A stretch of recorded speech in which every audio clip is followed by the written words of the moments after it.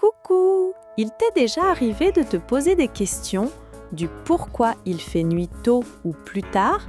Fabululu, c'est pareil. Chloé, la future physicienne, va nous l'expliquer. C'est parti pour un nouvel épisode. C'était la fin de l'après-midi. Fabululu était dans le jardin, en train de construire une magnifique cabane pour les escargots, quand il entendit la voix de sa maman depuis la cuisine. « Fabululu, on rentre, il va bientôt faire nuit. C'est l'heure de se préparer pour le dîner. » Fabululu leva la tête. Le ciel était déjà en train de passer du bleu au orange et au violet. Il laissa échapper un grand soupir en rentrant dans la maison. « C'est déjà la nuit. L'été est vraiment parti. Il y a quelques semaines, on pouvait encore jouer dehors pendant des heures après l'école. Ce n'est pas juste. » Il s'assit sur le tapis du salon, l'air boudeur. Il posa la question qui lui trottait dans la tête. « Pourquoi il fait noir si tôt maintenant en septembre? Le soleil est plus fatigué ?»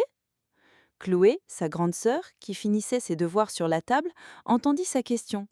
Un grand sourire s'afficha sur son visage. « Le soleil n'est jamais fatigué, Fabululu, mais nous, sur la Terre, on fait une grande danse qui dure toute l'année. Viens, je vais te montrer le secret. C'est comme un tour de magie. » Intriguée, Fabululu la suivit. Chloé commença sa préparation. Elle prit une orange dans la corbeille à fruits, un gros ballon de football jaune dans le coffre à jouets et demanda à papa de baisser les lumières du salon et d'allumer une seule lampe très brillante sur une petite table. « Voilà notre univers, » annonça-t-elle. « La lampe, c'est le soleil. Il brille très fort et ne bouge pas. Le ballon, c'est aussi le soleil, il est juste là pour qu'on le voit mieux. Et cette orange, elle dit en la brandissant, c'est notre planète, la Terre. » Avec un feutre, elle dessina un minuscule bonhomme sur le côté de l'orange. « Ça, c'est nous, dans notre maison. »« Premier secret, » dit Chloé. « Pourquoi y a-t-il le jour et la nuit ? C'est facile. La Terre passe son temps à tourner sur elle-même, comme une toupie. » Elle fit tourner lentement l'orange devant la lampe. « Regarde, quand notre maison est éclairée par le soleil lampe, c'est le jour pour nous. Et quand la Terre continue de tourner, hop, notre maison passe dans l'ombre. C'est la nuit. » Fabululu regardait le petit point noir passer de la lumière à l'ombre. C'était simple et c'était magique. « Mais alors, pourquoi les jours deviennent plus courts ?» demanda-t-il. « Ah !» fit Chloé. « C'est le deuxième secret, le plus grand de tous. La Terre, elle ne tourne pas toute droite. Elle est un peu penchée. » Elle inclina l'orange comme si la planète faisait une petite révérence. Elle reste penchée comme ça tout le temps, et en même temps qu'elle tourne comme une toupie, elle fait un immense voyage, un très grand cercle autour du Soleil.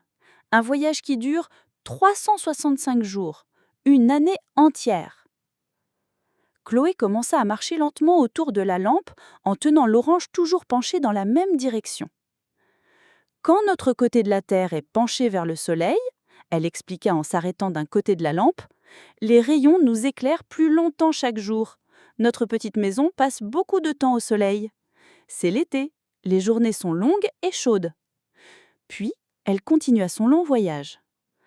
Maintenant, nous arrivons ici. C'est septembre. Tu vois, on n'est plus penché directement vers le soleil, mais un peu sur le côté. Le soleil nous éclaire moins longtemps. Les jours deviennent plus courts.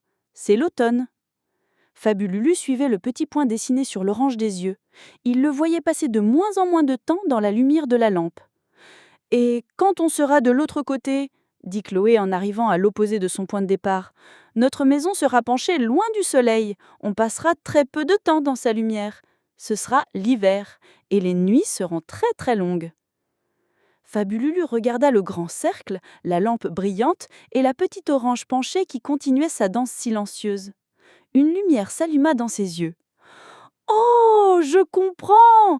Alors, en ce moment, sur notre vaisseau spatial Terre, on est dans le grand virage de l'automne. C'est pour ça que le soleil nous dit « bonne nuit » plus tôt. Ce n'est pas lui qui part, c'est nous qui continuons notre voyage. »« Tu as tout compris, mon petit cosmonaute » dit Chloé, fière de son élève. La démonstration était finie. Les lumières du salon se rallumèrent, le soleil redevint une lampe et la Terre une simple orange. Mais pour Fabululu, plus rien n'était pareil. Le soir qui tombait dehors n'était plus une punition qui arrêtait ses jeux. C'était la preuve visible et silencieuse que sa planète, leur incroyable maison, continuait sa grande danse magique autour du soleil comme une valse sans fin dans l'immensité de l'espace. D'accord, c'était sympa comme épisode en tout cas. Peu importe la saison, il faut bien dormir toute l'année. C'est important pour que nos petits bibliothécaires rangent les idées de la journée sur la bonne étagère dans notre cerveau. D'ailleurs, je vais aller dormir. Une nouvelle journée et une nouvelle aventure de Fabululu nous attendent demain. Bisous et bonne nuit!